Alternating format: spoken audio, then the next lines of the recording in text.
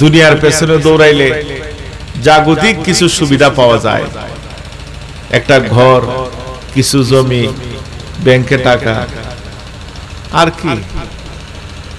কিন্তু আপনি যখন দুনিয়া থেকে বিদায় হবেন, আপনি যখন 3.5 হাত মাটির নিচে চলে যাবেন, এইগুলা আপনার কোনো কিছু সঙ্গী না, ঠিক কিনা? দুনিয়াতে যে নেক আমলগুলা করবেন, নেক আমলগুলা শুধু একমাত্র আপনার সঙ্গী। এই জন্য আমি আল্লাহর রাস্তে বলি, আল্লাহর দাসত্ব গোলামি করেন। দেখুন, কিছুদিন আগে আমাদের একজন তরিকতপন্থী আয়েশা কি কান্না, হুজুর আমার 2টা কিডনি নাই, আমি বেশি দিন আর বাঁচব না, কিডনি সংগ্রহ করার মতো আমার টাকা পয়সা নাই, আমার লাগি দোয়া করবেন। এই কিডনি নাই লোকটার, কত পেরেশান, সে শান্তিতে চলতে পারে না, মনটাকে উজাড় করে, মনটারে তৃপ্তি সহকারে একটু পানি খাইতে পারে না, পানি একটা ছোট ছোট কৌটা দিয়া মেফে মেফে পানি খায়, বেশি খাবার দাবারও খাইতে পারে না, শরীরে ভারী হয়ে যায়, পানিগুলানি শরীরে এসে যায়, হাতগুলানি ফুলে যায়, পাগুলানি ফুলে যায়। হুজুর আমার যখন শরীরটা একটু ফুললা যায়, কি যে অশান্তি হুজুর, ঘুমাইতে পারি না, বইতে পারি না, শুইতে পারি না, পানি একটু বেশি খাইলে আমার শ্বাসকষ্ট শুরু হয়ে যায়।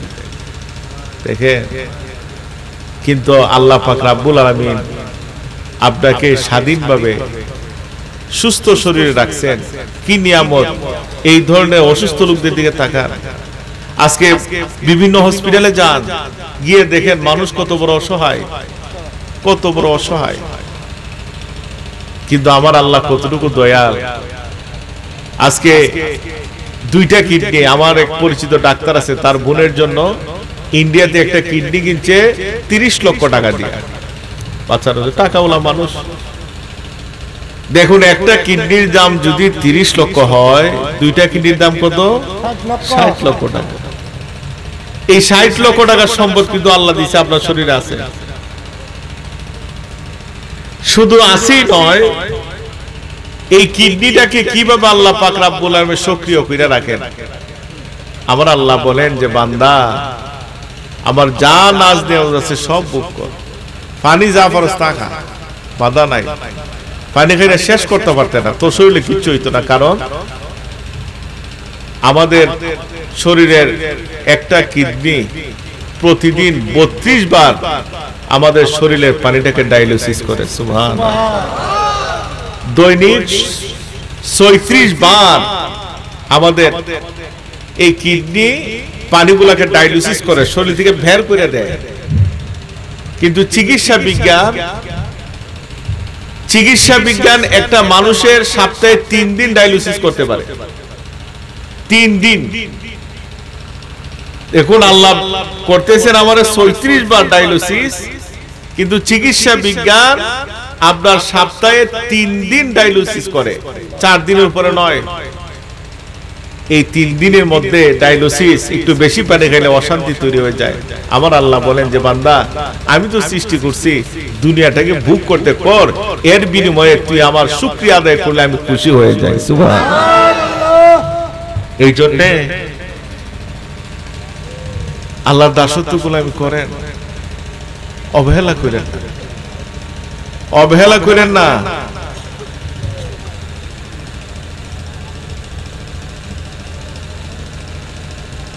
আমি যখন সর্বপ্রথম আমরা গাড়ি কিনছিলাম, অনেক আগে গাড়ি কিনছিলাম, পরে গাড়ির এক্সট্রা একটা চাক্কা, এক্সপিয়ার একটা চাক্কা দিছি। তখন তো এতটা বুঝতাম না, নতুন নতুন গাড়ি কিনছি। তা আমি কইতাম যে গাড়ি তো 60টা চাক্কাই থাকে, এটা আবার এক্সট্রা দিল কেন, কারণটা কি? তখন আমি অনেক চিন্তা করলাম, না কোনো কিছু আমার ব্রেনে তখন আর ধরা খায় না। হঠাৎ একদিন রাস্তার মধ্যে গেছে চাক্কা পাঞ্চার হইয়া, তখন এই এক্সপিয়ার চাকাটা লাগাই আমি বাড়ি পর্যন্ত গেছি, বাড়ির পর্যন্ত আইছি। তখন আমি চিন্তা করি, একটা গাড়ির মালিক যাতে গাড়িটা নিয়ে রাস্তাঘাটের মধ্যে বিপদে না পড়ে, এই জন্য একটা অতিরিক্ত চাকা দিয়ে দিয়ে এক্সপিয়ার, যেটা দিয়া আপাতত কাজ চালানোর মতো একটা সুযোগ থাকে, ঠিক কিনা? কিন্তু আমার আল্লাহ কত দয়াল দেখেন, আল্লাহ কিন্তু আপনার ইচ্ছা করলে আল্লাহ একটা চোখ দিতে পারত। আচ্ছা একটা চোখ দিয়ে আমরা দেখতে পারতাম না? দেখতে পারতাম। আল্লাহ ইচ্ছা করলে আমাদের একটা কান দিতে পারতো না? আমরা শব্দ শুনলে কি হয়? আল্লাহ ইচ্ছা করলে একটা নাকের ছিদ্র দিতে পারতো, কিন্তু দিছে দুইটা ছিদ্র। কেন দিছে? আমার আল্লাহ কত হইলে যে বান্দা, আমি যে তোর এতগুলো নাচ দিয়ে আবার দিলাম, বানাইলাম, এগুলা তো তুই দেখতে, দিকে দিকে শুকরিয়া আদায় করতে আমি খুশি হইতাম, আমার দাসত্ব গুলাই করতে, আমার নাচ দিয়ে আমার দেখার জন্য তোর দুইটা চোখ দিছি। কোনো কারণে যদি অ্যাক্সিডেন্ট করে একটা চোখ নষ্ট হয়ে যায়, অন্তত পক্ষে একটা চোখ দা যদি তুই চালাই রাখতে পারস। সুবহানাল্লাহ, সুবহান। তখন আমি চিন্তা করলাম, তখন ওই আমার ব্রেনে আইলো, আল্লাহ কেমন দয়া, যদি একটা চোখ দিত, একটা চোখ যদি কোন ক্রমে অ্যাক্সিডেন্টে নষ্ট হইতো তো শেষ। এই জন্য আমি আল্লাহর রাস্তায় বলবো, আল্লাহর দাসত্ব গুলামি করেন, অবহেলা করেন না। দেখেন দুনিয়ার ব্যস্ততা থাকবে। আজকে দেখেন অনেক লোক আছে যে আমি সময় পাই না। আরে ভাই, আপনি যে সময় পান না, কার জন্য সময় বের করতেছেন? আপনার সন্তান আদিগুলার জন্য। একটু বেশি পরিশ্রম কইরা তাদেরকে কয়েকখানি জমি দেওয়ার জন্য, একটা বাড়ি বানানোর জন্য। আরে ভাই, আপনি যখন দুনিয়া থেকে বিদায় হয়ে যাবেন, বিদায় হয়ে যখন আপনি কবরে থাকবেন, কবরের শাস্তি যখন শুরু হইব, এই ফুটি গিয়ে কি ফেরেশতা লাঠির মধ্যে ধরবো? দেখেন আজকে অনেক লোক এখানে আছে, সপ্তাহে একদিন এখনো মা বাপের কবরের সামনে যান না। তা আপনি কিটা করতেন? আপনি যদি আল্লাহ এবং আল্লাহর খুশির চেষ্টা না করে যায়, তাহলে আপনার ফুটো বছরে একদিন আপনার কবরের সামনে দাঁড়াইতে হয়। এই জন্য নিজেকে জাহান্নামের আগুন থেকে বাঁচান, নিজেকে কবর, হাসর, মিজান, ফুলসেরাতের গানগুলা যাতে সহজ হয় এই ধরনের চেষ্টা করে। দেখেন আল্লাহরে খুশি করতে বেশি সময় লাগে না। আপনার আল্লাহ পাক রব্বুল আলামিন যে বলেন নাই যে বান্দা তুই 24টা ঘন্টা মসজিদে বইয়ে বইয়ে ইবাদত কর, আল্লাহ কইছে না? আল্লাহ বলেন যে বান্দা পাহাড় জঙ্গলের মধ্যে 24 ঘন্টা বইয়ে থাকো। আল্লাহ কইছে বান্দা আমার কিছু নির্দিষ্ট সময় আছে, এই সময়ের মধ্যে আমি এই সময়ের মধ্যে তোরা ইবাদত করলে আমি মাবুদ খুশি হয়ে যাই। সুবহানাল্লাহ। এই সময়টা হচ্ছে 5 ওয়াক্ত নামাজ। নামাজটা পড়ে আজকে এখানে অনেক লোক আছে 5 ওয়াক্ত নামাজ পড়ে না, কেন যেন মনে সাক্ষী দিতেছে। অনেক লোক আছে 5 ওয়াক্ত নামাজ পড়েন না। তে নামাজ যদি না পড়েন মাহফিল আইসা লাভ কি? একটা লাভ আছে, মাহফিলের দুয়ার পর একটা বিরিয়ানির ফুটলা পাওয়া যায়, আর কোনো লাভ নাই। এই জন্য আমি আল্লাহর রাস্তায় বলি, নামাজটা পড়েন, অবহেলা করেন, অবহেলা করেন না। এই জন্য আমি আমার চিন্তা চেতনা দিয়া যতটুকু আমি বের করছি, একটা মানুষ বেশি না, সে 3 থেকে 3.5 ঘন্টা যদি দৈনিক ইবাদত করে, এই 3 থেকে 3.5 ঘন্টার বিনিময়ে এই লোকটার সাথে আল্লাহ এবং আল্লাহর হাবিবের সম্পর্ক তৈরি হয়ে যায়। সুবহানাল্লাহ। কিভাবে? 1 ঘন্টা ছেড়ে দিবেন 5 ওয়াক্ত নামাজের জন্য। আমি একটা মানুষ 5 ওয়াক্ত নামাজ পড়তে 1 ঘন্টার লাগে না, তবে নামাজটা ধীরে সুস্থিরে পড়ে। আমরা সমাজে এমন কিছু নামাজি আছে, নামাজে দাঁড়াইলে বুঝা যায় ভূমিকম্প চলতেছে, রুকু সেজদা ধারাবাহিকতা নাই। এটা কি রুকুতে গিয়ে কি দোয়া খান পড়লো না পড়লো, সেজদাতে গিয়ে কি দোয়া বুঝা যায় যে ভূমিকম্প। এটা কইরেন না, এইগুলা করবেন না।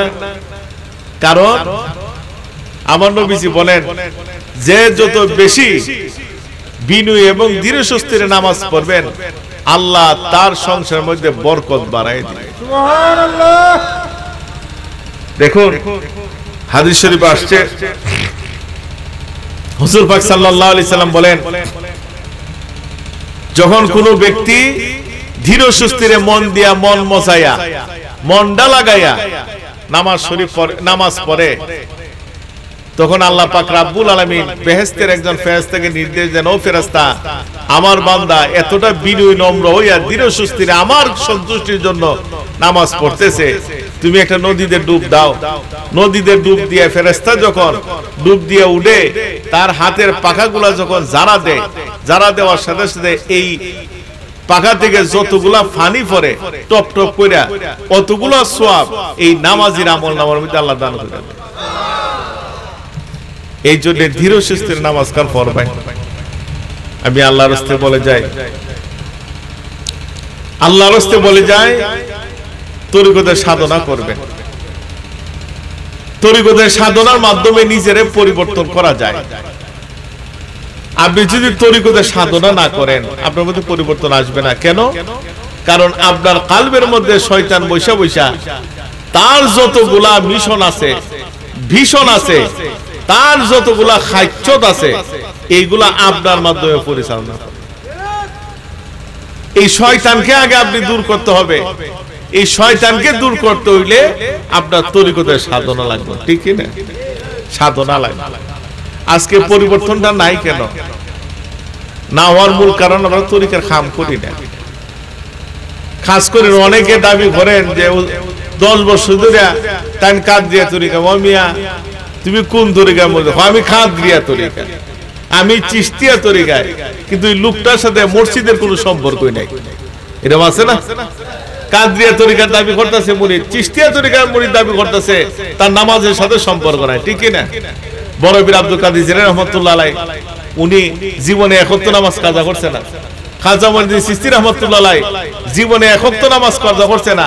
আর তাই কাদরিয়া তরিকার মুরিদ দাবি করে, তার মসজিদের সাথে কোনো সম্পর্কই নেই। তা আপনার মধ্যে পরিবর্তন কেমনে আইছে? কেমনে আইছে? এই জন্য আমি ফান্দাকের মুরিদ যারা আছে আপনাদেরকে বলবো, এক ওয়াক্ত নামাজ যাতে কাজা না হয় এদিকে খেয়াল রাখবেন। আমি আল্লাহর রাস্তায় বলে যাই, নামাজটা নিয়মিত পড়েন, তরিকতের সাধনা করেন, আপনার মধ্যে অভাব অনটন থাকবে না, থাকবে না ইনশাআল্লাহ। আজকে দেখুন মানুষ যত অন্যায় কাজ করতেছে, সীমা লঙ্ঘন করতেছে, এটা সে তার নিজ সত্তা থেকে করতেছে না, তার কালবের মধ্যে শয়তান বৈশা বৈশা তার দিয়ে করাইতেছে। যেই দিন থেকে মানুষের তরিকতের সাধ্য সাধনার অবস্থা সমাজ থেকে দূর হইছে, এই দিন থেকে সমাজের মধ্যে অন্যায় কাজগুলা বেড়ে গেছে। আজকে দেখুন মানুষের মধ্যে কত অশান্তি। আমি অনেক সময় বলে থাকি যে আজ থেকে 40 বছর আগে মাহফিলে তো কম, মানুষ বড় ভালো আছে। বিশ্বাস হয় না? আমার আব্বা কইতো, বাবা জান আমরা সময় অনেক এমন কিছু মুরব্বী দেখছি মাদ্রাসা লেখাপড়া করছে না, এ কোরআনও জানে না, তা হাদিসও জানে না, হাদিস কিতাবও পড়তে পারে না। কয়েকজন আল্লাহওয়ালার সহবতে গিয়া এরা আল্লাহর সাথে যে একটা সম্পর্ক তৈরি করছে, এরা যখন আল্লাহর কাছে হাতটা তুলে দিত, আল্লাহ তার হাতটা ফিরাই দিতে মনে হয় আমরা বুঝতাম শরম করতো। সুবহানাল্লাহ, ও যা চাইতো তাই দিয়ে দিত। আজকে আমার দাদা হুজুর কেবলা রাহমাতুল্লাহ আলাইহি একজন প্রবীণ তরিকতপন্থী এই কথাটা বলছিলেন, উনি দুনিয়া থেকে বিদায় হয়ে গেছে। আপনারা চিনবেন ফান্দাকের আশু ডাক্তার সাহেবের বাপ, ওনার নাম হলো ফকির চাঁদ মিয়া। উনি আমার বলছিলেন যে আপনার দাদা হুজুরের একটা কারামত কই। আমি কই আমরা দেশের মধ্যে বৃষ্টি বন্ধ হয়ে গেছিল, আমরা দাদা হুজুর থাকতে বৃষ্টি বন্ধ হয়ে গেছে, বৃষ্টি হয় না, মানুষের মধ্যে হাকার, জমিগুলা ফাইটে গেছে গা। মানে কৃষকের চোখের পানি টলমল করে, জমিতে অনেকে যায় না, ফিরে যেতেছে গা, বৃষ্টি নাই, পানিও নাই নদীতে। তখন হুজুর আয়া ধরল, হুজুর আপনার অবস্থা বড় খারাপ, গ্রামের অনেক লোক, আপনি একটু আপনার লইয়া বৃষ্টির জন্য আল্লাহর কাছে একটু প্রার্থনা করেন। আমার দাদা হুজুরে কইছে পরে এমন ভাবে ধরছে, দাদা তো না করতেছে, কলন যাই। আমাদের বড় ওই এখন যে খেলার মাঠটা আছে না, এই মাঠও গেছে, পাইন যাই গেছে পরে। তখন দাদা হুজুরে এইভাবে যখন আতুল্লাহ আল্লাহর কাছে চাইছে, চাওয়ার সাথে সাথে উনি বললেন যে হুট করে আসমানে একটু কালো হয়ে গেছে, মেঘ হয়ে গেছে, আমরা বাড়িতে ফিরবার আগে বৃষ্টি শুরু হয়ে গেছে। আল্লাহর সাথে তাদের কি সম্পর্ক ছিল, কি সম্পর্ক। আজকে আমার দাদা হুজুর উনি কিন্তু ফেরেশতা ছিলেন না, আমাদের মতো মানুষ ছিলেন, কিন্তু উনার কথা আল্লাহ পাক শুনতেন, দাবি রাখতেন, কারণ আমার আল্লাহর সাথে উনি ওইভাবে সম্পর্ক তৈরি করছেন। এই সম্পর্ক তৈরি করতে হইলে তো তরিকতে সাধনা লাগে, সাধনা লাগে, সাধনা করবে। আজকে কিছু কিছু মানুষ অন্ত সাধনা লাগে না, মনে করে যে আমি মুড়ি দিছি, আমার চিন্তা কি আসরের মধ্যে আমার হিসাবে একটা করে টান দিব, উড়ে উড়ে জান্নাতে ফেলাই সন্তাপ পাবাজি। আপনার ফিরে আপনার সাধনা করে দিবে না, আপনি আপনার সাধনা করতে হবে। আপনার পীর উনার কাল্ব দেখে আপনার কাল্বের মধ্যে ফায়েজ বরকত দিয়া আপনার কলবটারে পবিত্র করবে, রুহানি ভাবে নজর রাখবে, আপনি যাতে ক্ষতিগ্রস্ত না হন। সুবহানাল্লাহ। এই আমার রেকর্ড করতেছেন, বন্ধ করে দাও, আমার এগুলো দরকার নাই। আমি কোনো ভাইরাল বক্তা না, কোনো পেশাদার বক্তা না, আমার ওয়াজ রেকর্ড করে লাভ নাই। বুঝতাম যে আমি ওয়াজ দুসু করতেছি, নেটও গেলে মানুষের দেখলে আমার দুইটা দাওয়াত দিব না, এটা বন্ধ করে দাও। আমার এগুলো রেকর্ড করো, যারা ওয়াজি আছে তারা কথা রেকর্ড করো, সব বন্ধ হয়ে যেত। দেখেন আমার কথাগুলা রেকর্ড দরকার নাই, মনের মধ্যে গীতলে লিসব বন্ধ করে দেয়।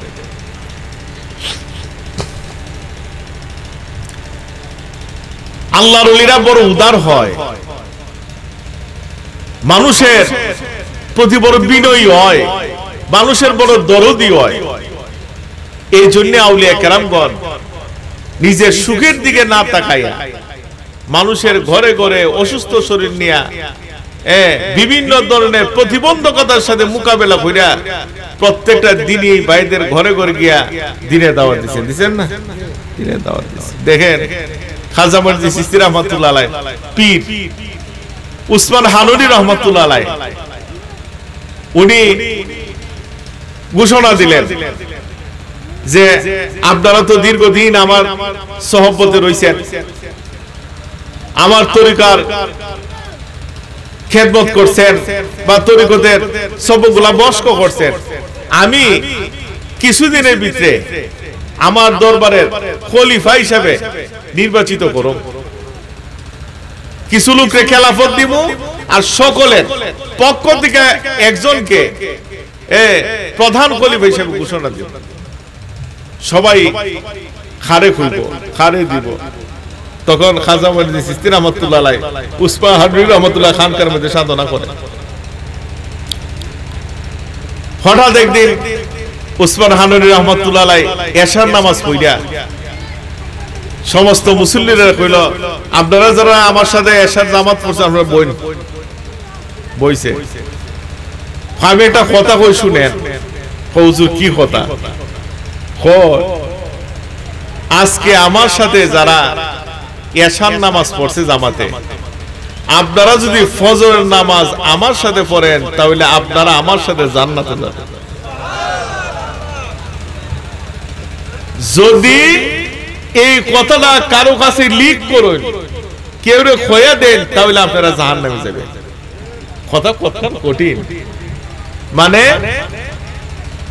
যারা এই সংবাদটা শুনছেন এটা আর কেউ উনাইতে পারতেন না, আপনারা যারা আছেন আপনারা মধ্যে রাখবেন এই কথাটা শুনতে আউট হয়ে যাবে, তাহলে আপনি জাহান্নামে যাবেন। কথা শেষ। এই কথা হইয়া উসমান হানুনি রাহমাতুল্লাহ গেছে ফজর নামাজের সময় আইছে, আয়াত দেখে বিশাল মুসল্লি, মসজিদ জায়গা হয় না, বারিন্দার জায়গা হয় না, এরপরে রুট গার্ডের জায়গা হয় না। নামাজ শেষে কইতেছে, এই আমার কথা কেরা আউট করছে, দাঁড়াও। এত লোক কইবার কথা না, কারণ এত লোক এশার জামাতে ছিল না। আমি তো তোমরা এত শক্ত কথা কইছি, যারা আমার সাথে নামাজ পড়বা জান্নাতে যাইবা, আর যারা কথাটা লিক আউট করবা জাহান্নামে যাইবা। তাহলে এটা লিক করছে কে? তখন সবাই নিস্তব্ধ। উনি একটু রাগে, কে লিক করছে, দাঁড়াও। এত লোকেদের সংবাদ পাওয়ার কথা না, তোমরা যদি না বলতা। জীবনে এত লোক ফজরে জামাতে উপস্থিত হয় না, এই সংবাদটা দিল কে? খাজা মজলিস চিশতি রাহমাতুল্লাহ কয়, হুজুর আমি দিছি। সুবহানাল্লাহ। আপনি দিছো, তুমি দিছো কেন? তোমার জাহান্নামের ভয় নাই? তোমাকে যেখানে আমি বলতেছি লিক না করলে ফজর জামাতে উপস্থিত হলে আমার সাথে জান্নাতে যাইবা, তোমার জান্নাতের প্রতি কোনো মায়া নাই? এবং লিক করলে জাহান্নামে যাইবা, জাহান্নামে যাইবা, এটা তো কোনো তোমার ভয় নাই? তখন উত্তর দিচ্ছেন যে হুজুর আপনি যদি দয়া করে আমার কথাটা শুনেন আমি একটু ব্যাখ্যা দিই। দেও হুজুর আমি চিন্তা করে দেখলাম, অনেকক্ষণ চিন্তা করে দেখলাম যে আমি যদি হুজুরের কথাটা শুনি আমি জান্নাতে যাব, আর আমি যদি কথাটা আউট করে দেই অসংখ্য লোক আমার উসিলায় জান্নাতে যাবে। আমি চিন্তা করে দেখলাম আমি খাজা মঈনুদ্দিনে যদি জাহান্নামে ফুইরেও যদি আমার নবীজির নাজাতের উম্মতের সংখ্যা বাড়াইতে পারে, এটি আমার কাছে সবচেয়ে দাবি।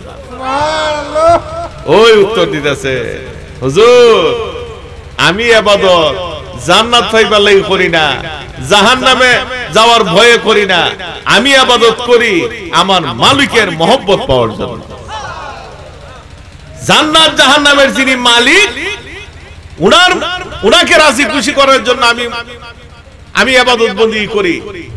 উনি যদি আমাকে পছন্দ করে জাহান্নামে দেয় আমার বাধা নাই, উনি যদি পছন্দ করে আমার জান্নাতে দেয় তা তো আমার বাধা নাই। সুবহানাল্লাহ। আউলিয়া কেরামরা কতটুকু করতে গিয়ে এই যে খাজা মঈনুদ্দিন চিশতি রাহমাতুল্লাহ আলাইহি এই নিয়ামতটা হাসিল করছেন, কিভাবে করছেন? এই তরিকতের সাধনার মাধ্যমে। খাজা সাহেব কোনো ফেরেশতা না, আমাদের মতোই রক্তে মাংসে গড়া মানুষ। উনি আল্লাহ এবং আল্লাহর হাবিবের সাথে তরিকতের সাহিত্য সাধনার মাধ্যমে সম্পর্ক তৈরি করেছে। আহা, খাজা সাহেবের কথা শেষ করার মতো সুযোগ নাই। খাজা মঈনুদ্দিন চিশতি রাহমাতুল্লাহ আলাইহি উনি হিন্দু সম্প্রদায়ের কিছু লোকে ওনার দাওয়াত দিছে আর পূজার। উনি গেছে গিয়া কইতাছে কিয়ের পূজা করো? মূর্তির পূজা করে। ওইতে কিটা? কইতে বুক। তোমরা মূর্তি খাইব নি?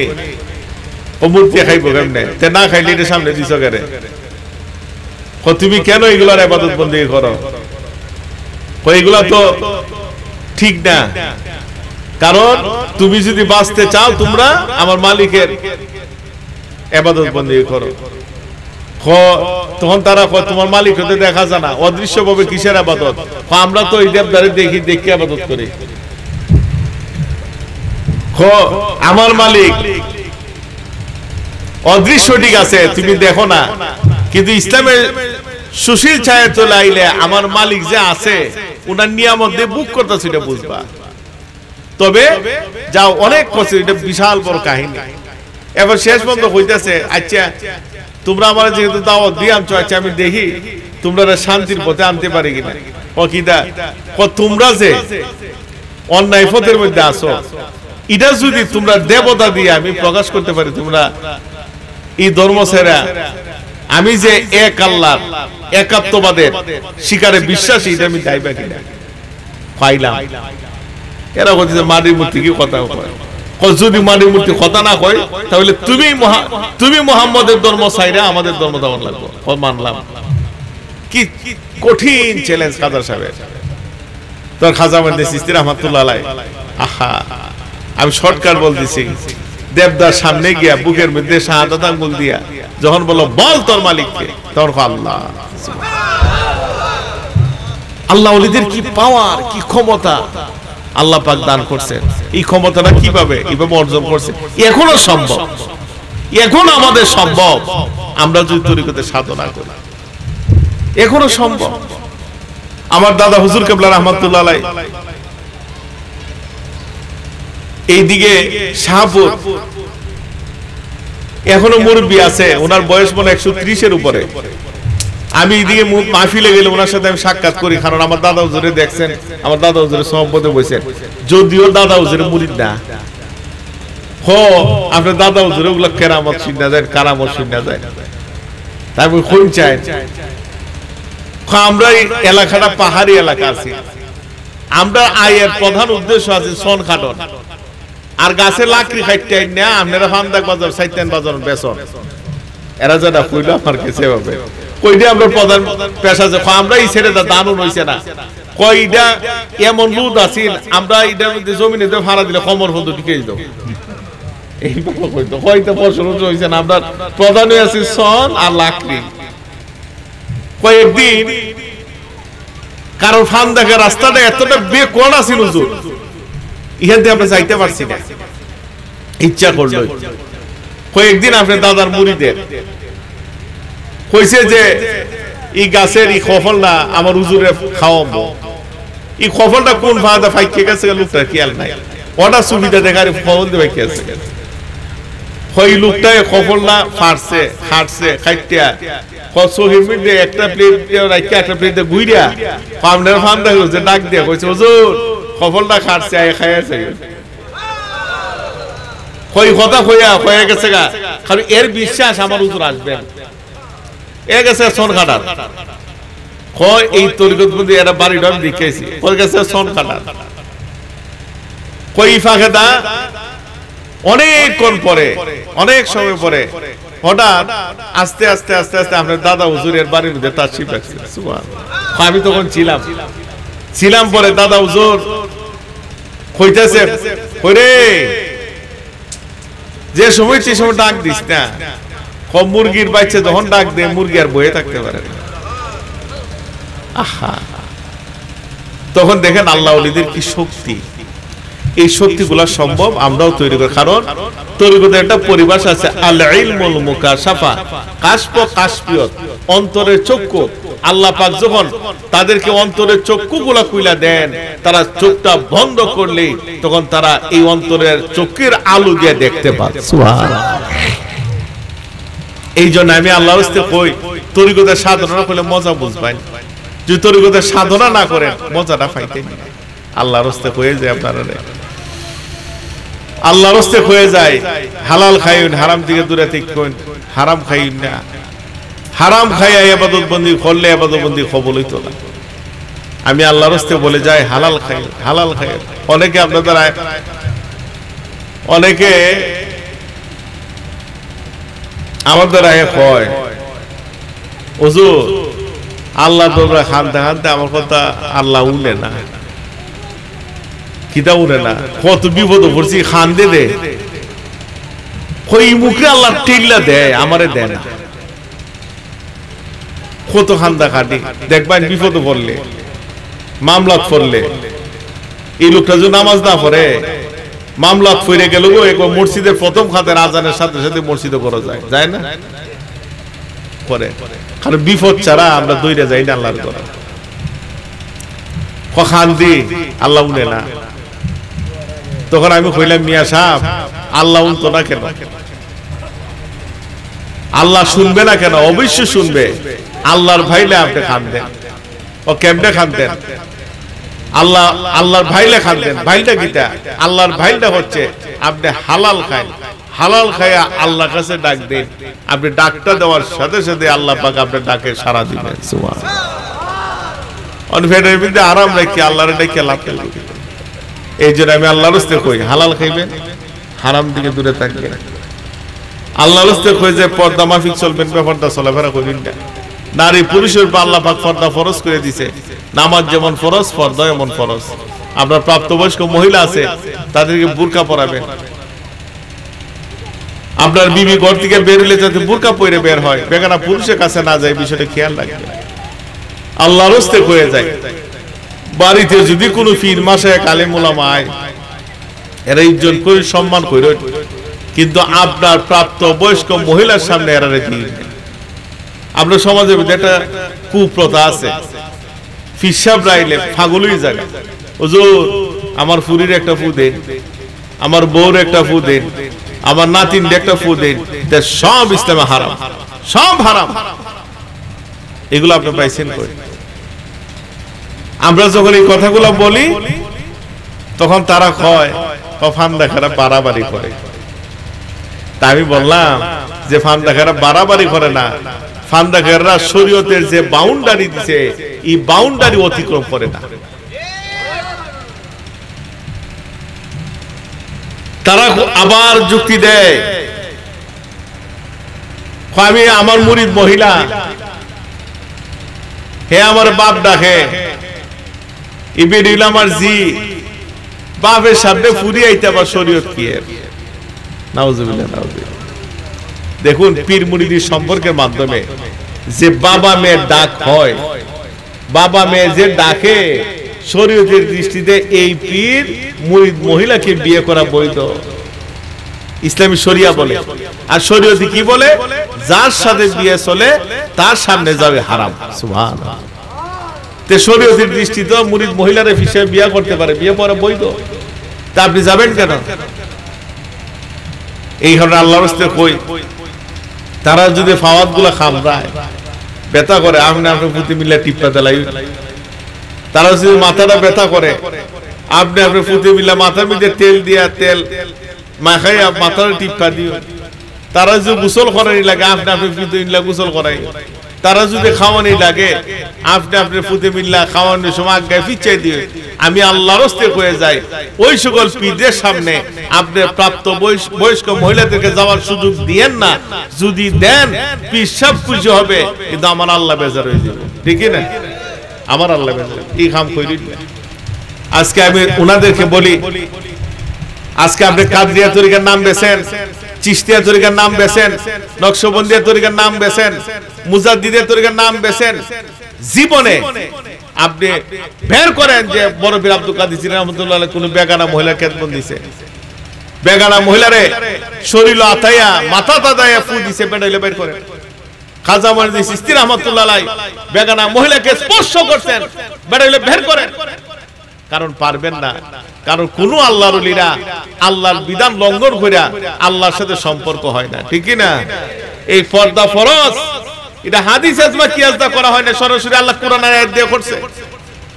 আপনি যদি পর্দাকে না মানেন, আর যদি পর্দাটাকে আপনি অবহেলা করেন, আপনি যদি পর্দা মানার প্রয়োজন নাই বলে করেন, মুরিদ মহিলার সাথে আসতে পারবে আশা বৈধ মনে করেন, আপনার ঈমান থাকবে না।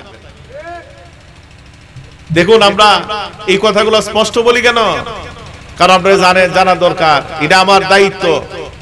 আমি আমার কথা কয়ে জিতেছি, আপনারা মানলে মানুষ, না মানলে এটা আপনারা বিষয়। আমি তো আল্লাহ তাআলা কইতে পারো মাহবুদ, আমি যতক্ষণ জানছি অন্তর কইছি, এরা মানছে না, আমি কিটা করতে? আমি আমার দায়িত্ব পালন করে জিতেছি। দেখেন, আমরা স্পষ্ট ভাষায় কথা বলি। আমাদের কথায় শরীয়তের ইসলামী শরিয়ার বিধিবিধান বলতে গিয়া, তরিকত হাকিকত মারিফতের কথা বলতে গিয়া, কোন লোকের শরীরে যদি আঘাত লাগে, এটা ধার আমরা দাঁড়ি না। কোন মুরিদে আমাদের প্রতি খুশি হইলো না হইলো, এটা ধার ধারি না। কে আমাদেরকে দাওয়াত দিল না দিল, এইগুলা ধার ধারি না। আমরা সর্ব অবস্থায় চেষ্টা করি আমার আল্লাহ এবং আল্লাহর হাবিব যাতে আমাদের প্রতি খুশি থাকে, এটি আমাদের লক্ষ্য উদ্দেশ্য। আমরা এগুলা চিন্তা করি না যে এই কথাটা কইলে তারা নিবেজার হয়ে যাক, আগামী দিনে আমরা দাওয়াত না দেয়। আরে মিয়া সাহেব, আমরা মাহফিল করতে করতে আর শরীরে মানায় না। আমরা সাইড ভাই মিল্লা 1200-র উপরে মাহফিল ডায়েরি বুক হইছে, একটা দুইটা মাহফিল না। আমরা নিতে পারি না, অনেক প্রোগ্রাম গুলো চুল্লা রইছে। কালকে কিশোরগঞ্জ গেছিলাম, যাইতা দইরা এই একটা দিন সবার পরে 2টা দিন রেস্টে থাকতাম, এই সুযোগও পাইলাম না।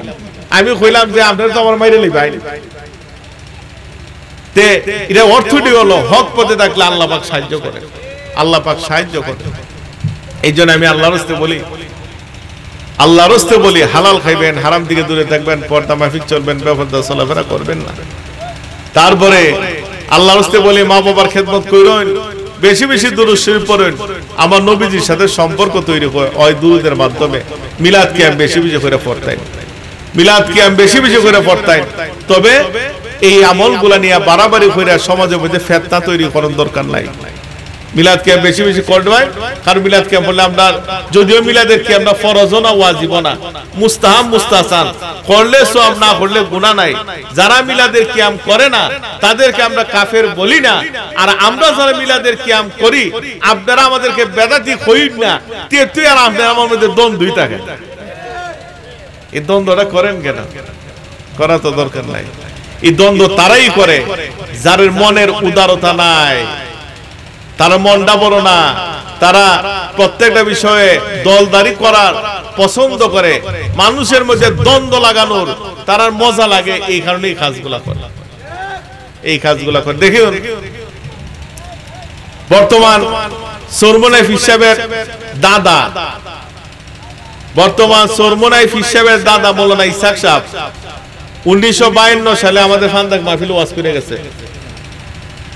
1952 সালে কই আমার দাদাদের তরিকার কাম করলো, মিলাদ কিয়াম বললো, আমার দাদার তুমি বেদাতি পীর কইছিল না। বরুণা শেখ সাহেব দাদা হুজুরের সাথে অনেক মাহফিলে উনি গেছেন, যেমন মৌলভীবাজার, শ্রীমঙ্গল, কুলাউড়া, জুরি এই সাইডে দিয়া।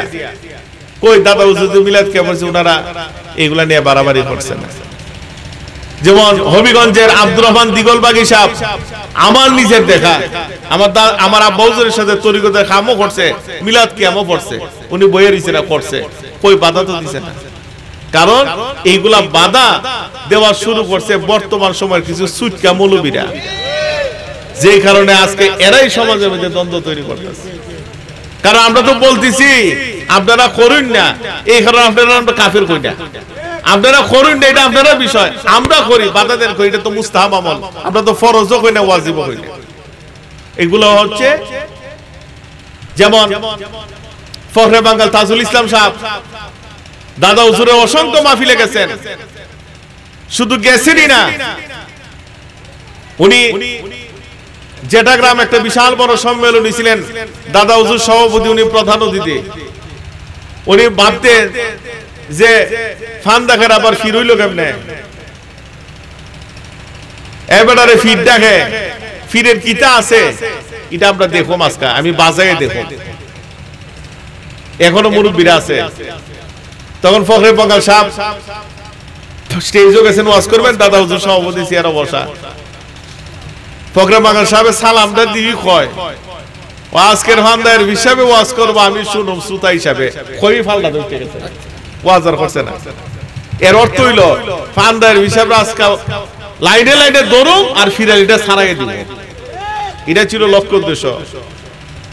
দাদা হুজুর আলহামদুলিল্লাহি রাব্বিল আলামিন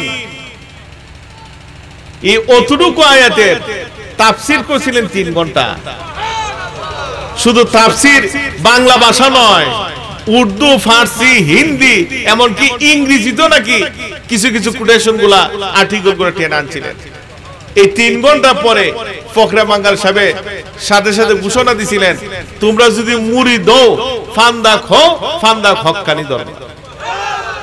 একসাথে অনেক আলেম উলামারা মিলে 150 উপরে লোক এই মাহফিলের পরে দাদা হুজুরের কাছে মুড়ি দিছে।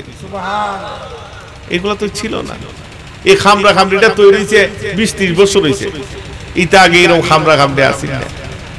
এই জন্য কেন খামরা খামরি তৈরি হয়েছে, নিজের মধ্যে পরিবর্তন নাই তো। আর আমরা হুজুর আছে না, আমরা হুজুর আর চিন্তাটা হইলো, আহা আমরা অত পড়ি না, জানি না, পরের বাইরে খাইতে খাইতে আমরা ব্রেন্ডে গেছে গাবলাইয়া, লেখাপড়া করি না তো, লেখাপড়া করলে আমরা এগুলা পাইতাম। এগুলা করা ঠিক নয়, ফেতনা তৈরি করবেন না, ফেতনা তৈরি করবেন না। আমার আব্বা কাছে অনেকে গিয়া কইতো, হুজুর কই আমার বাইরে তো মিলাদ কে মালাফানা, আমার ওই চাচা মিলাদ কে মালাফানা, বাবা জান আপনার বাইরে মিলাদ কে মালা না পাও, ওনার দাওয়াত না দিলে তুই হয়, আপনার চাচা তো ভালো হয় না, ওনার না কুচাইলে তুই হয়, আপনি আপনার পরিবার পরিজন লইয়া মিলাদের ক্যাম্প করলেন, নবীজি আপনার প্রতি খুশি দেব। তবে এরা গুতাগুতি করিন না, এরা হালে দেন। আমরা এটার বিশ্বাস, এই আদর্শের বিশ্বাস আমরা, ঠিকই না? এটা এই বিষয়ে খেয়াল রাখবেন।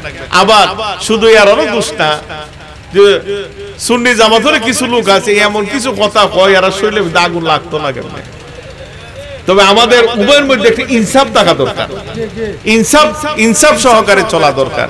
এগুলা দেখুন, আমাদের অবস্থা ভালো না, আপনি জানেন আহলে হাদিসে যে জালটা মেলাইছে, এখন যদি আমরা করি পরে ইসলামটাকে শেষ করে লইব। এরা যে ধরনের কৌশল করে আগাইতেছে, এই আহলে হাদিস আগাইতেছে, আহলে কুরআন আগাইতেছে, হিজবুত তাওহীদ আগাইতেছে, এরা আগায়া সমাজটাকে ঈমান হারা বানাইতেছে। আর এইগুলা নিয়ে দ্বন্দ্ব লাগবে না, এটা আমলগত কিছু দ্বন্দ্ব থাকলে থাকবো, এটা যুগ যুগ ধরে আসি নয়। এইগুলা না তাকাইয়া আমরা এক আল্লাহর বিশ্বাসী কিনা, এক নবীর বিশ্বাসী কিনা, আমি আমার আমল নিয়ে থাকি, আপনি আপনার আমল নিয়ে থাকেন, আপনি আমি টক্কর না লাগলো কি চলে, ঠিক না? এই চিন্তাগুলা রাখবেন। আল্লাহ পাক রাব্বুল আলামিন আমরা সকলকে কবুল করুন, সবাই বলি আমিন। আমি আর ভাই আদি ফোটা 12টা বাজে, অনেক রাত্রি হয়ে গেছে, আমি আর আপনারা কষ্ট দেই না। আমি অতকার সময় কথা কইতে ভাবছি না, শরীরটা যে ক্লান্ত লাগছে আমার।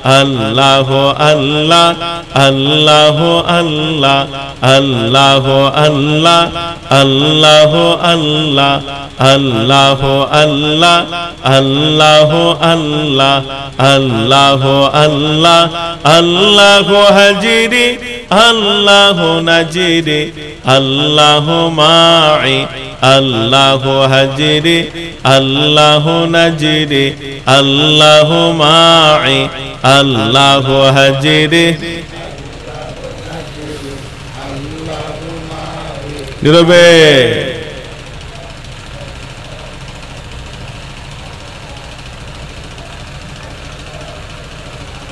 লা ইলাহা ইল্লাল্লাহু মুহাম্মাদুর রাসূলুল্লাহ সাল্লাল্লাহু আলাইহি ওয়াসাল্লাম আশহাদু আল্লা ইলাহা ইল্লাল্লাহু ওয়াহদাহু লা শারীকা ওয়া আশহাদু আন্না মুহাম্মাদান আবদুহু ওয়া রাসূলুহু আশহাদু আল্লা ইলাহা ইল্লাল্লাহু ওয়াহদাহু লা শারীকা وأشهد أن محمدا عبده ورسوله أشهد أن لا إله إلا الله وحده لا شريك له وأشهد أن محمدا عبده ورسوله يا نبي সোমবারে প্রভাত কালে তশরিফ আনিলেন নূরের রাসূল হযরত আমিনা মায়ে রকুলে ইয়া নবী সালাম আলাইকা ইয়া রাসূল সালাম আলাইকা ইয়া হাবিব সালাম আলাইকা সালাওয়াতুল্লাহ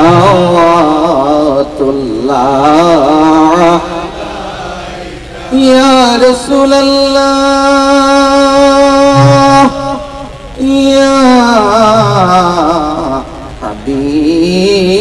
হাবিবাল্লাহ জাহানে যেদিকে তাকাই দরদি আর তো কেহ নাই আপনি যে অসহায়ের সহায় তোরায়েন মৌতের বেলায় না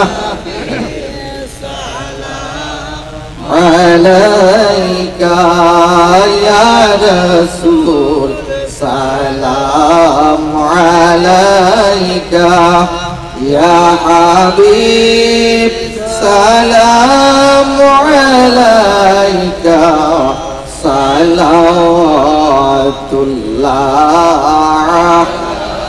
বেজে রব্বিরে দুরুদ ওয়া সালাম বরগজিদা নবী পর আপনি মুদাম বালাগাল উলা বিকমালিহি কাশফাত ربنا آتنا في الدنيا حسنة وفي الآخرة حسنة وقنا عذاب النار وقل رب ارحمهما كما ربياني صغيرا আয় আল্লাহ পাক রব্বুল আলামিন মাহফিলের শুরু থেকে পর্যন্ত অনেক ওয়াজ নসিহত করা হয়েছে আমি অদম গুনাহগার কিছু অগুছালো কথাবার্তা বললাম কাদরি এবং চিশতিয়া তরিকার নিয়ম অনুসারে জিকরে জলি আদায় করলাম এর মধ্যে যত ভুল বিয়াদব হয়েছে তোমার রহমান ও রহিম নামের উসিলায় maaf করে দাও যা সওয়াব হয়েছে হুজুর পূর্ণ সাল্লাল্লাহু আলাইহি ওয়াসাল্লামের পবিত্র রূহ মুবারকে পৌঁছায়া দাও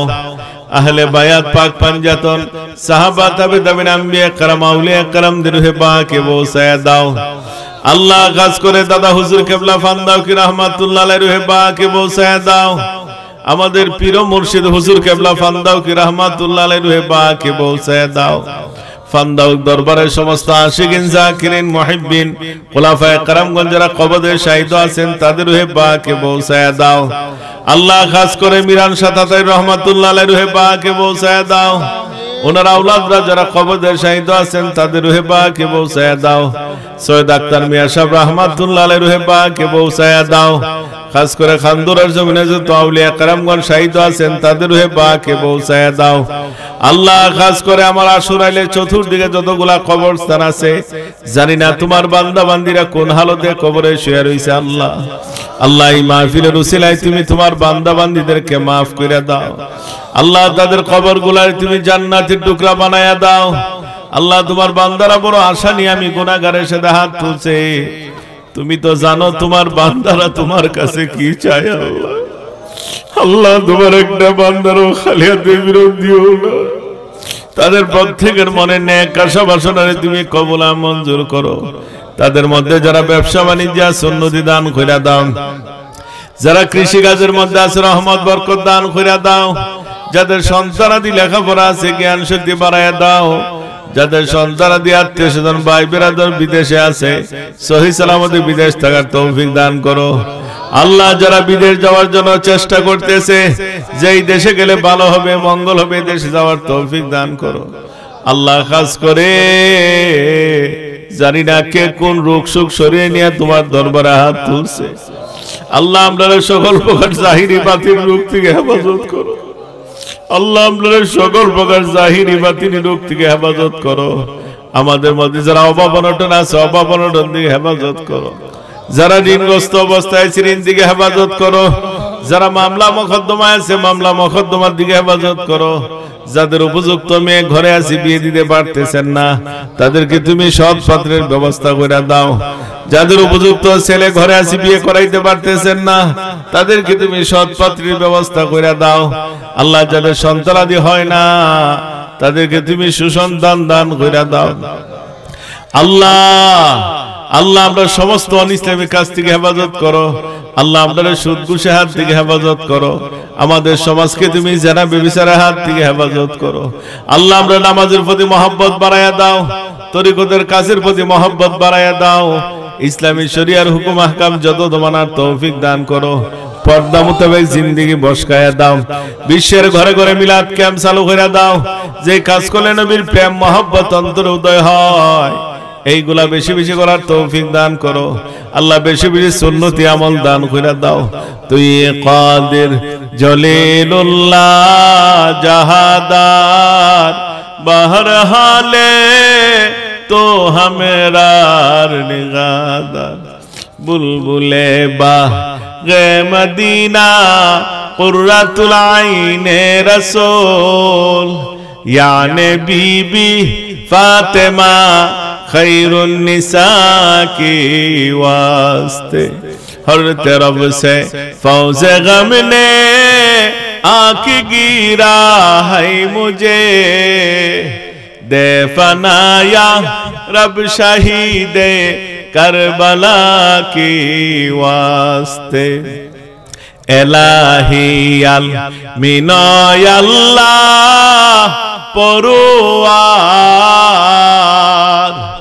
दस्त जोरे डाकी माबूद हमरा गुनाहगार गुनार बोझा माথায় নিয়া কাঁদতেছি মাফ কর মাবুদ তুমি এলাহি গুনার সাগরে আমরা দিয়াছি সাঁতার কি হালে তো রিব মাবুদ আমরা গুনাহগার তোমার দয়া সারা গতি নাই আমরা। আল্লাহ আমাদের জীবনের গুনাহ খাতারে মাফ করে দাও মাবুদের জীবনের যেদিকে তাকায় শুধু গুনার পাহাড় আর পাহাড় দেখা যায়। আল্লাহ ডানে তাকাই বামে তাকাই সামনে তাকাই পেছনে তাকাই শুধু গুনাহ আর গুনাহ দেখা যায়। জীবনে তো গুনাহ করেছি যার কোন সীমা রেখা নাই। আল্লাহ তুমি যদি আমাদের গুনার দিকে তাকাও আল্লাহ, এই দোয়া কবুলের আশা করা যায় না। আল্লাহ তুমি আমাদের গুনার দিকে তাকাও আল্লাহ, তোমার রহমানুর রহিম নামের উসিলা নিয়া তোমার দরবারে ভিক্ষা চাই, আমাদের জীবনের গুনাহগারে মাফ করে দাও। আমরা রে তুমি পবিত্র বানায়া দাও, আমরা রে তুমি নিষ্পাপ বানায়া দাও, আমরা রে তুমি মাসুম বানায়া দাও, আমরা রে তুমি বেগুনাহ বানায়া দাও। মাবুদ রে তুমি যদি মাফ না করো আমরা কার দুয়ারে হাত বাড়াবো আল্লাহ? তুমি সারা তো দরদি আমাদের আর কেহ নাই আল্লাহ। সুখে দুঃখে সর্ব অবস্থায় তোমার দরবারে ভিক্ষা চাই আল্লাহ। এই আশুরাইলের কত মানুষ নিয়া, তোমার কত বান্দাদেরকে নিয়া কত মাহফিলে একসাথে হাত তুলছি, আজকে অনেকে নাই, কবরে শুয়ে গেছে আল্লাহ। এমন তো হইতে পারে এই মাহফিলটা জানি কার জীবনের শেষ মাহফিল হইয়া যায়, এই দোয়া জানি কার জীবনের শেষ দোয়া হইয়া যায়, এই বসা জানি কার জীবনের শেষ বসা হইয়া যায়।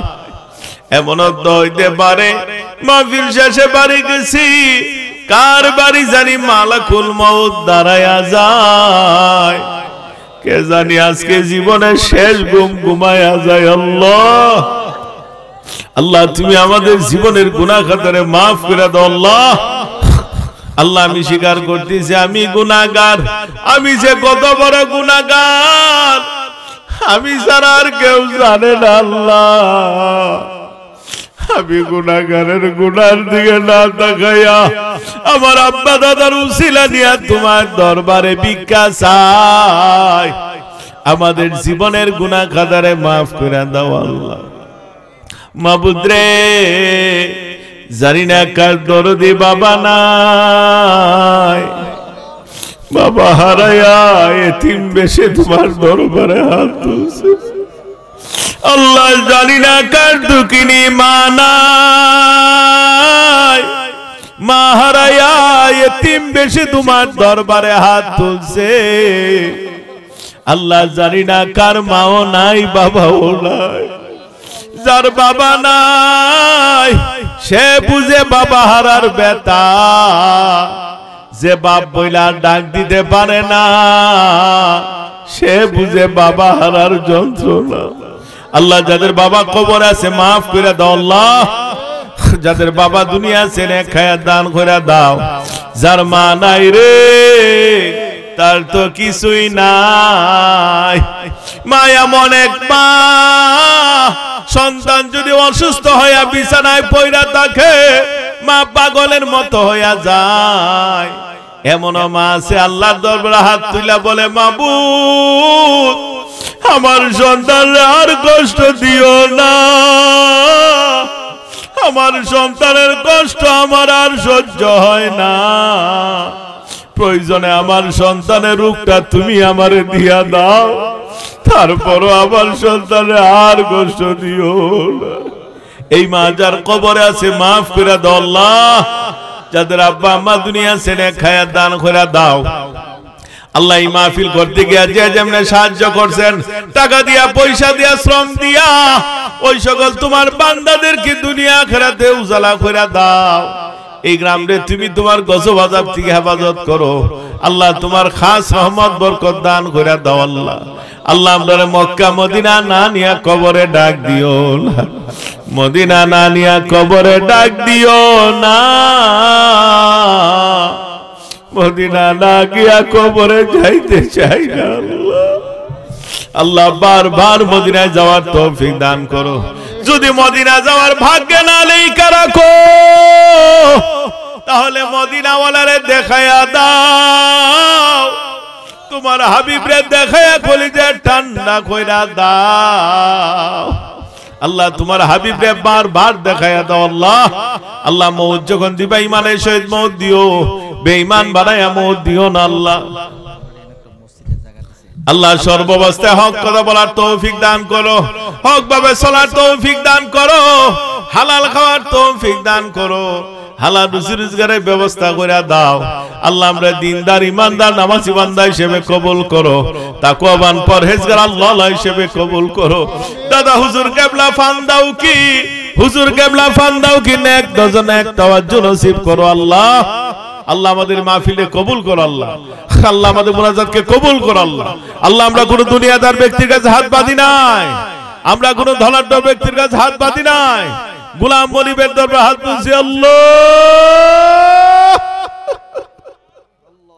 আল্লাহ আমাদের হাত করে ফিরিয়ে দিও না। আল্লাহ আল্লাহ তোমার বান্দারা চোখ দিয়ে পানি ফেলাইতেছে, আল্লাহ বিনয় বিনয় চাইতেছে। আল্লাহ তোমার একটা বান্দারও খালি হাতে ফিরত দিও না। বলেন বলেন বলেন, যার যা কথাগুলো আমার আল্লাহর কাছে বলেন, বলা যায় না কার উসিলে এই দোয়া কবুল হয়ে যায়, কার হাতের উসিলে আল্লাহ এই দোয়া কবুল করে ফেলেন বলা যায় না। আল্লাহ আল্লাহ আল্লাহ বলেন বলেন, আল্লাহ পর্দালে মা বুড়ো খান্তাছে, আল্লাহ পর্দালে মা বুড়ো চাইতেছে, পর্দার আড়ালের মা বোনদেরকে তুমি খালি হাতে ফিরত দিও না। আল্লাহ তাদের মনে নেক আশা বাসনা তুমি কবুল মঞ্জুর করো। আল্লাহ বড় আশা নিয়ে আমি গুনাহগারের সাথে হাত তুলছি, আল্লাহ তুমি তারা ফিরে দিও না। আল্লাহ আল্লাহ এই জায়গার মধ্যে এই এই এই পাড়ায় একটা মসজিদের জন্য জায়গায় তোমার এক বান্দা দান করছেন রাশেদ সাহেব, আল্লাহ এই মসজিদের তুমি কবুল আর মঞ্জুর করো। আল্লাহ আমার মৌলানা মামা অসুস্থ, ওনার সুস্থতা দান করে দাও। আল্লাহ এই অত্র অঞ্চলে তুমি হেফাজত করো। আল্লাহ আল্লাহ তোমার খাস রহমত বরকত দান করে দাও, মৌলানারে কবুল করো। আল্লাহ আমার হাজী সাহেব বড় মায়া করে মহব্বত করে, আমি যেবেদা যাই আমার হাজী সাহেব আছে, উনার একটা স্টাফ আছে পান্দাক দরবার তরিকতপন্থী ভক্তরা, তারাও যার সাথে। আল্লাহ সকলে তুমি কবুল আর মঞ্জুর করো। আল্লাহ আমার মোহাম্মদ আলী ভাইয়ের বিষয়গুলো সহজ করে দাও। আল্লাহ আমার সমস্ত নাসিরগঞ্জের ব্যবসায়ী তুমি কবুল করো। আল্লাহ সকলে তোমার কুদরতের হাওলা করে দিয়ে গেলাম। আমার সেলিম সাহেবকে তুমি কবুল করো। সেলিম সাহেবের আন্তরিকতা ভালোবাসার কারণে আমি অধম আসছি, উনি বড় আন্তরিকতা দিয়ে দাওয়াত দিয়েছেন, এই কারণে অসুস্থ শরীর নিয়ে আইছি মাবুদ, তারা তুমি কবুল আর মঞ্জুর করো। এই গ্রামের সমস্ত তরিকত মন্দিরের কবুল আর মঞ্জুর করো। আল্লাহ সামনে শুক্রবারের পরের শুক্রবার থেকে ফান্দাউক দরবারে মাহফিল শুরু, এই মাহফিল খানায় তুমি কবুল করো। আল্লাহ সকল প্রকার দুর্যোগপূর্ণ আবহাওয়া থেকে হেফাজত করো। আল্লাহ আমরা সকলেই যাওয়ার তৌফিক দান করে দাও। সাল্লাল্লাহু আলা খায়রি খালকি মাজহার লুতফি নূর আরশি মুহাম্মদ ওয়া আলা আলিহি ওয়া সাহবিহি আজমাইন, বাহাকে লা ইলাহা ইল্লাল্লাহু মুহাম্মাদুর রাসূল।